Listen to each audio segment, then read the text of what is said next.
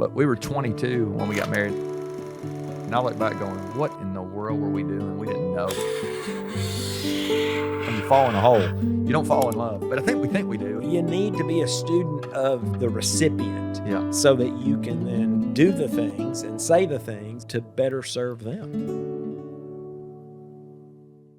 It's question week here on the podcast. Welcome to the Lead Everyday Show. I'm Randy Gravitt. And I'm Mark Miller. And we're answering questions this week about our book that's coming out next week. A week from today, Mark, a new book, Winning Begins at Home, coming out. And congratulations. I'm excited about it. I think it's going to help some leaders who are maybe doing pretty well at work, but not so good outside of work. And I think this will give them some language. I was so I'd say almost burdened by the fact that there's just not a lot of content to help leaders win outside of work. And I think this will give you a strategy to win where it matters most. So, I hope you'll pick up your copy if you've not done so. Go to winningbeginsathome.com. Got all kind of bonuses and bulk orders and things you can do. This would be great for you to give to everybody, really, I believe, in your organization. The people that you actually will tie back into yesterday's conversation. If the boss is not supportive, if you want to be supportive, give everybody a copy of Winning Begins at Home. That could be good. So, Mark, got a new question today. You're going to love this one.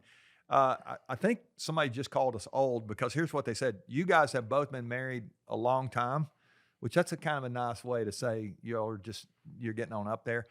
But the question was, what's the key to longevity in a marriage? Mm-hmm. And I love that. I can't wait to hear your answer. Yeah, I need to take notes. I'm gonna take some notes on yours too, because you've been married I think longer than I have. Do you know how long? Well, last week.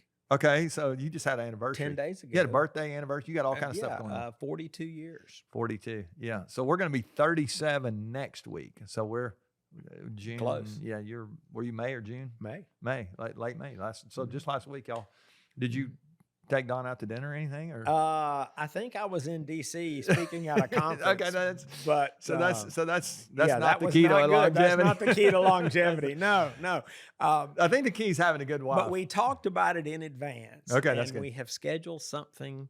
So you're going to do something nice. That's good. Separate. Yeah, that's great. Okay, so I got to get a plan together because I got a few more days. I got 2 weeks to plan something out. It'll be good. 37. I don't know if that's like on the round numbers. It feels big. I mean, everyone 37. feels big now. Yeah. So, So, okay. So the question, what's the key to longevity here? I'll start us off. We'll just sort of pepper back and forth here for a second. But I think one of the keys is choosing the right person. I mean, I really do. I think I always tell young people, ask me this all the time, like, what's the deal?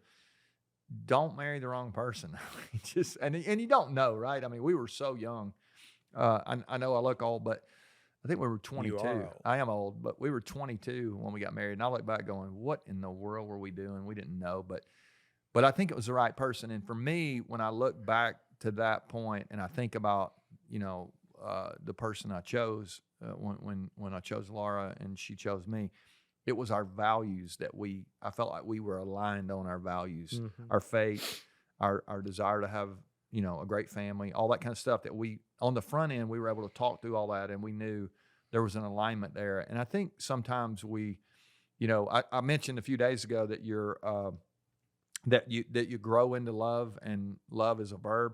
Well, love also is, we think it's a noun. It's like we fell in love. You really don't fall in love. I heard somebody say one time, you fall in a hole. You don't fall in love, but I think we do. And they're like, we have that feeling real quick. And then all of a sudden we're going to jump into something that we've not really thought through. Do we have the same values? Do we have the same desires? All that, same dreams. And I think I would just caution people on the front side to make sure you're aligned on some of those kind of things. And so mm-hmm. that's one of the keys to me to having a long-term relationship is where you start. It's not, Sure. It's not, I know it's like, let's go a long time, but where you start has a lot to do with where you end up, I think. Mm-hmm. Yeah. Well, I appreciate what we've been talking about for the last few weeks. I think love first, live last is a pretty good formula. Yeah. Another thing that somebody challenged me with years ago, and that not in the very beginning. I mean, I wish I'd have had this earlier. Yeah. They said, figure out what gives your spouse life and give them more of it. Yeah. And figure out what drains them and try to remove it from their life. Yeah, that's so good. And if you've been married for long, you could probably answer those questions. Yeah. Oh, and you could just ask them. Yeah. What gives you life and Yeah. what drains life from you? Yeah. And It's a little that's- bit of a side road of see the need or ask how I can serve and how, Mhm. like, but knowing like life and and rem- draining, I think and that's remove the things even better way to that, say it, that maybe. drain. Which I've I don't know, maybe for 15 years I've tried to focus on that strategy. I love that. And I think it's been helpful. I always say to leaders in the workplace that the people closest to you should actually put energy into you. There'll be times they'll need to borrow energy from you. You got to lead yourself and be strong enough to give them, they're going to need some of your strength. But you don't want your people that are closest to you draining you all the time. And I think the same thing's true in a marriage. I mean, if you're draining your spouse constantly, that tank gets depleted. You better be replenishing that, because the demands of the day, jobs, family, stress, or whatever's going on, it circumstances beyond our control sometimes, those become really challenging. And so the person that you're closest to, we should be their biggest cheerleader, their biggest advocate.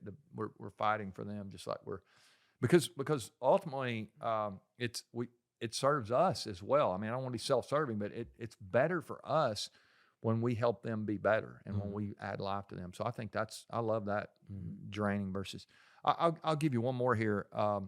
Years ago, you probably have been exposed at some point to was it Gary Chapman who wrote a book called The 5 Love Languages? Yes, I think it was Gary. And he had these, gifts and words of affirmation, physical touch. I think there were 5 of them. I believe there were 5 love languages. Anyway, I think, and I won't even use those necessarily, but I think to really play on what you just said, becoming fluent in your wife or your husband's language, just knowing, be a student. be a of student your of their, spouse. of really back to what you're talking about, to what puts energy into them.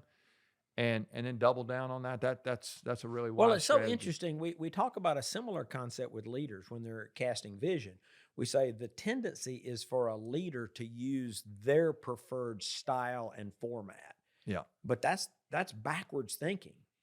You already have the vision. You're trying to get it to other connect. people. Yeah. So you need to figure out how will they best receive it. Yeah. And so I think, And not everybody speaks the same language No, at they- work, and your spouse. no, they I mean, don't. you I'm and your saying it's spouse the probably same don't either. concept. Yeah, it's exactly right. Is that you need to be a student of the recipient. Yeah. So that you can then do the things and say the things and position yourself to better serve them. Yeah, I love that. Okay, so let's land it today. Make sure you choose the right person, but here's one of the things you can do to be the right person is go to your spouse maybe today, or go to even one of your kids, anybody in your family today, and ask them the question. If you want to show some courage, ask this question: what is it that I'm doing that is draining you? And what is it that I do that puts life into you the most? And again, become a student of that. Listen to their answer and respond. If there's some things you're doing that's draining somebody close to you, let's stop doing those things. And if there's really an opportunity for us to double down on some of the things that are life-giving, let's make sure we do that. All right, hope you'll get the book. Get it for your team. Get it for everybody you know. Remember, if you win at work and you lose at home, you still lose. Let's make sure that we win where it matters most. All right, we'll see you guys tomorrow. Remember, the best leaders lead every day.